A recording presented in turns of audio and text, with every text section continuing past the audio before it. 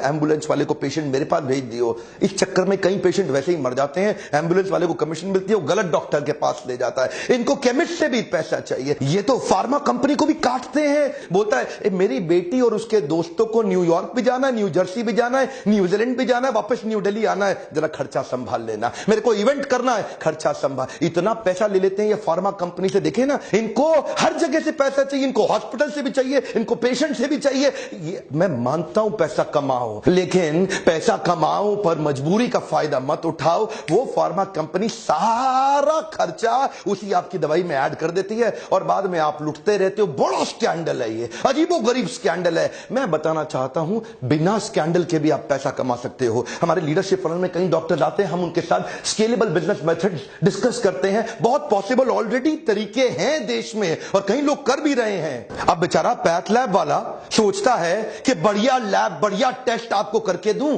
अच्छी टेक्नोलॉजी ले आऊं, पर डॉक्टर को क्या चाहिए? उसको तो चाहिए अच्छा पैथ लैब के पास पेशेंट आता नहीं है तो उनको वो सोचते हैं यार पेशेंट क्यों नहीं आ रहा तब उन्हें पता चला डॉक्टर के पास जाओ, वो भेजेगा। अब वो डॉक्टर के पास जाते हैं, पेशेंट भेज यार, पेशेंट भेज, मुझको क्या मिलेगा? क्या चाहिए? 50% लूंगा पूरे बिल का। सुपर स्पेशलिटी वाला डॉक्टर है ना, 60% तक ले लेगा आपसे। जो आपका लैब का एक्चुअल टेस्ट की जरूरत थी वो भी नहीं होगा। ये होता है बेसिन टेस्ट। बेसिन टेस्ट क्या होता है? खून निकालो, वॉश बेसिन में डाल दो। स्कैंडल है, बड़ा स्कैंडल है। पैसा कमाना मुश्किल नहीं है, बिजनेस के मेथड सीखने पड़ेंगे। लल्लू लाल डॉक्टर बन गए। 8 लाख डॉक्टर होते हुए भी आज हमारा देश हेल्थ केयर के स्टेटस में 154वें नंबर पे आ रहा है दुनिया में। इतना पीछा, टॉप 150 में भी आज हमारा देश नहीं दिखाई पड़ रहा। हम इनको भगवान जैसा मानते हैं, ये सोचते हैं भगवान जैसा नहीं, मैं ही भगवान हूं, तुम्हें लूट लूंगा, खत्म कर। ऐसे लुटेरे आए हैं। आजकल हॉस्पिटल्स सेल्स की रिव्यू करते हैं, डॉक्टर्स को रिव्यू मीटिंग में बिठाते हैं। जितना एडमिशन कराओगे उस पर कमीशन पाओगे। डॉक्टर की तो चांदी है, लगाओ एडमिशन में डाले जाओ, हर एक को डाल दो। उसको ऑपरेशन के टारगेट, कितने ऑपरेशन कराए भाई तूने, पूछता है उससे मालिक, तूने कितने ऑपरेशन कराए? उससे क्या पूछता है? कितने एडमिशन कराए, कितनी तूने लैब में टेस्ट कराई और कितने दिन फालतू रखा, कितनी कमाई कराई, प्राइवेट बेड वाले कितने थे, शेयर्ड बेड वाले कितने थे। ये धंधा बन गया। टारगेट देते हैं, तेरा प्रमोशन पक्का, अपना टारगेट पूरा कर ले, काट ले। लीडरशिप फनल में आते हो, मैं सिखाता हूं आपको। बिजनेस बढ़ाना आसान है, लेकिन स्केलेबल मेथड ऐसे बिल्ड करिए जिसमें ईमानदारी से बढ़ जाए। ये दवाई कौन सी दे रहा है? महंगा मॉलिक्यूल डाल, महंगा सब्स्टिट्यूट है। नहीं, वो दे जिसमें मेरे को फार्मा से भी कमीशन आए।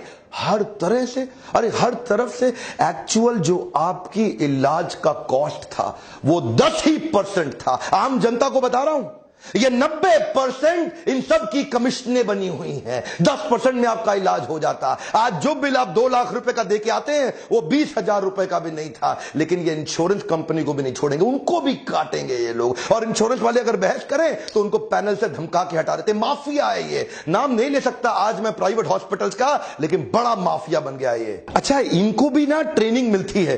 इनकी ट्रेनिंग क्या है? डॉक्टर्स को थोड़ा पेशेंट को डरा दो, पहले जबरदस्ती मत करो, थोड़ा पहले पेशेंट को डरा दो। एक बार डरा दो फिर देगा आपको पैसा। उसको जिंदगी, रिश्ते, अपने माता पिता, प्यारे जो मर्जी ले लो, जबरदस्ती मत बोलो। पहले थोड़ा डराओ पेशेंट को, हल्का सा धमकाओ पेशेंट को कि तू बड़ा नुकसान होने। वो अच्छा डॉक्टर साहब जो कहते हो कर लो डॉक्टर साहब। आज ये एक झटके में जिंदगी भर की सेविंग भी खा जाते हैं आपकी। शर्म नहीं आती इनको। आपको पता है 2010 से पहले हमारे देश में एक गर्भवती मां के केवल 8.5% गर्भवती माओं के सिजेरियन हो रहे थे। आज तो क्या कहते हैं, रिस्क है जी, बड़ा रिस्क है। एक्चुअली सिजेरियन की प्रैक्टिस आई थी कि जब लाइफ एंड डेथ का मामला हो जाए तब करना है, पर यहां पे शहरों में 40% सिजेरियन हो रहे हैं। डॉक्टर कोई ना कोई तरीका निकाल, टारगेट दे दिए ना। डॉक्टर वो लोग कह रहे हैं कि जब तक नॉर्मल डिलीवरी हो नहीं जाती वो लोग वेट करेंगे।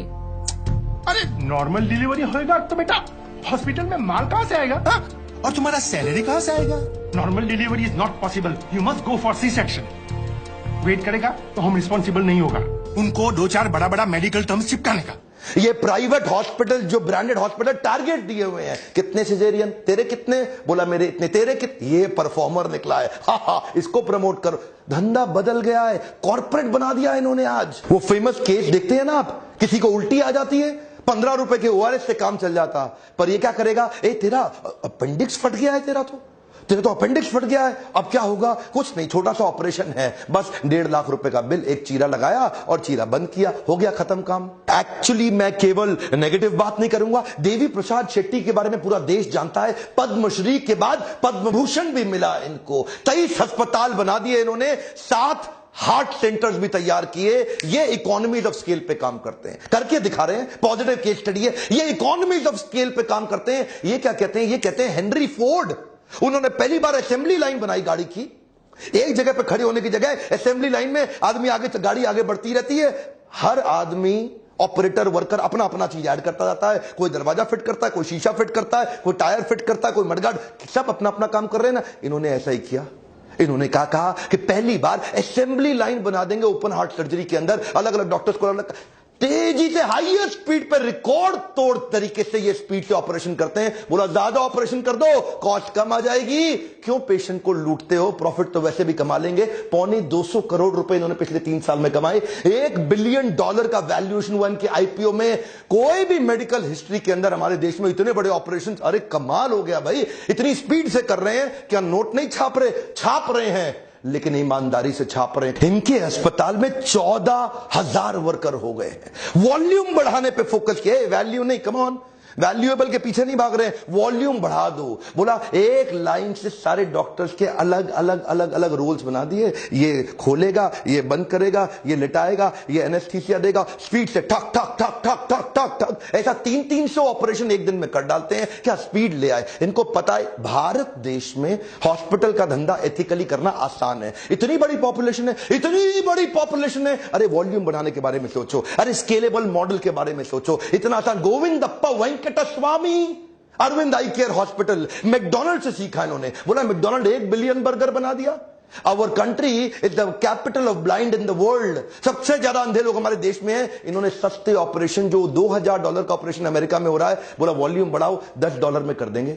जहां बाकी डॉक्टर्स अपने पेशेंट्स के घर बार, पैसा, सोना, जमीन सब लूट लेते हैं, ये गोविंदप्पा वेंकटस्वामी ने अपने घर, जमीन और ज्वेलरी को गिरवी रख के अरविंद आई केयर चालू किया है ना। आपके सामने एग्जांपल्स हैं। टाटा मेमोरियल हॉस्पिटल, ये भी तो एग्जांपल है अपने सामने। ये लोग क्या करते हैं, ये 2 सेक्शन में डिवाइड कर देते हैं। एक सेक्शन बहुत बड़ा रखते हैं ऑर्डिनरी केयर का, जो जनरल केयर है, जिसमें सबको सर्विस देते हैं लगभग फ्री में, और दूसरी तरफ थोड़ा सा प्रीमियम सेक्शन रखते हैं, लोगों से जिनके पास पैसा है उनसे चार्ज करो और बाकियों की फ्री सेवा। टाटा मेमोरियल हॉस्पिटल ने कमाल कर दिया। जो कैंसर की दवाई 1 लाख रुपए महीने की थी, टाटा मेमोरियल हॉस्पिटल ने वॉल्यूम बढ़ाने के चक्कर में उसकी तैयारी कर रहा है कि 1,000 रुपए महीने में, 1 लाख की कॉस्ट, 1,000 रुपए महीना। संभव है, संभव है, सब कर सकते हैं, आप भी कर सकते हैं। इसीलिए मैं कह रहा हूं कि बिजनेस करना आसान है, लेकिन लोगों को समझ नहीं आता। ये लल्लू लाल सिंड्रोम है, एक बार में काट लो। मेरा आपको आज छोटा सा रिक्वेस्ट है, इस वीडियो को डाउनलोड करके